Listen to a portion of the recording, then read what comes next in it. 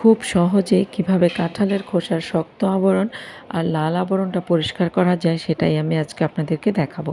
তো সেই জন্য আমি এখানে কাঁঠালের বিচিগুলোকে 2 ভাগ করে নিয়েছি আর তারপর শক্ত খোসাটা ছাড়িয়ে নিয়েছি। এখন লাল খোসাটা ছাড়ানোর জন্য একটা বোলে কুসুম গরম থেকে একটু বেশি গরম পানি নিয়েছি, 1 চা চামচ লবণ আর 1 চা চামচ খাবার সোডা দিয়ে দিলাম। আর তারপর কাঁঠালের বিচিগুলো ভিজিয়ে রাখবো প্রায় 30 মিনিট। এর বেশিও ভেজানো যায় কিন্তু কম ভেজানো যাবে না।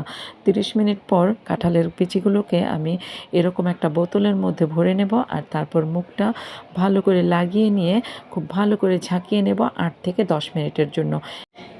এই ঝাঁকানোর কাজটা আপনি ইচ্ছে করলে আপনার পার্টনারকে দিয়েও করিয়ে নিতে পারেন।